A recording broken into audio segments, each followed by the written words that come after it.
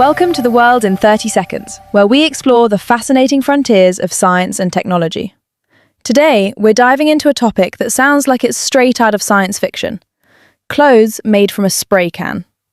We're joined by Annika Romano, editor-in-chief of a leading fashion editorial magazine in Italy. Annika, welcome to the show. Thank you for having me, Lucy. It's a pleasure to be here. Annika, this idea of spray-on fabric sounds almost magical. Can you break down for us, in simple terms, what this technology actually is? At its core, it's about creating a liquid solution that contains tiny polymer fibers, almost like microscopic threads, suspended in a solvent. When you spray this liquid onto a surface, or even a person, the solvent evaporates very quickly. What's left behind is a cohesive layer of these fibers that bond together, forming a fabric-like material.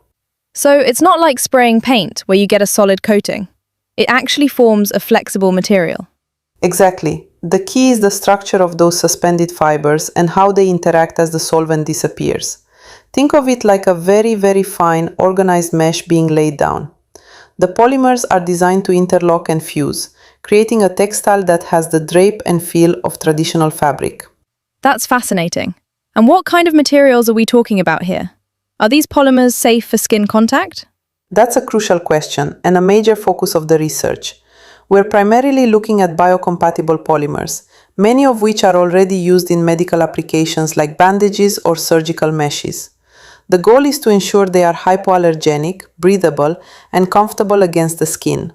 So if I were to spray on a dress, it wouldn't feel like wearing a plastic bag. Definitely not. The aim is to replicate the feel and breathability of cotton or linen. The fineness of the fibers and the way they are arranged are critical to achieving that. It's about creating a porous structure that allows air to circulate. I'm picturing someone at a fashion show, spraying on a gown right before they walk the runway. Is that a realistic scenario in the future? It's certainly a possibility for certain applications. Imagine a designer creating a unique piece for a specific event, or even for theatrical costumes where rapid changes are needed. The ability to create custom-fit garments instantly is incredibly exciting. And beyond fashion, are there other practical uses for this spray-on fabric? Oh, absolutely. In the medical field, it could revolutionize wound care. Imagine spraying a sterile, protective dressing directly onto a burn or a surgical incision. It could also be used for creating custom-fit medical garments or even temporary casts. That's incredible. So it's not just about looking good, but also about practical, life-saving applications. Precisely. And think about disaster relief. Being able to quickly produce protective clothing or shelter materials in remote or challenging environments could be a game changer. I'm trying to wrap my head around the manufacturing process. How is this different from traditional fabric production? Traditional methods involve spinning fibers into yarns, weaving or knitting those yarns into fabric, and then dyeing and finishing. It's a multi-step, resource-intensive process. Spray-on fabric in its ideal form bypasses many of those steps.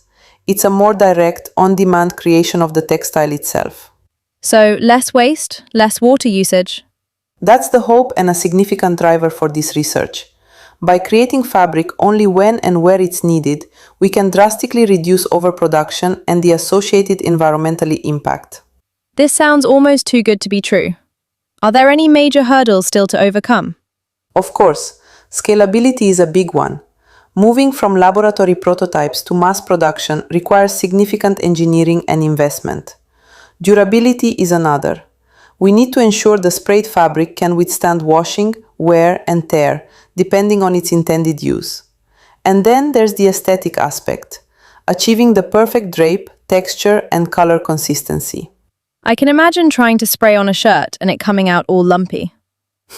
That's a very real concern. The precision of the spraying mechanism and the formulation of the liquid are paramount to avoid that. It's a delicate balance of chemistry and engineering. So if I'm listening to this and thinking, I want to try this now, how far away are we from seeing this in stores? It's still early days for widespread consumer use. We're seeing promising developments in niche applications, particularly in medical and industrial settings.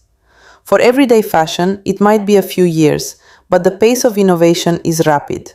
Annika, this has been absolutely mind-blowing.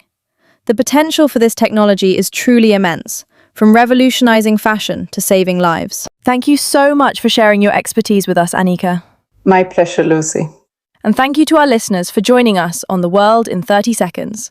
You can follow us on Spotify for more editorial content that's out of this world, and find us on Instagram, Facebook, and LinkedIn. Until next time, remember, the threads of tomorrow are being woven, or perhaps sprayed, today.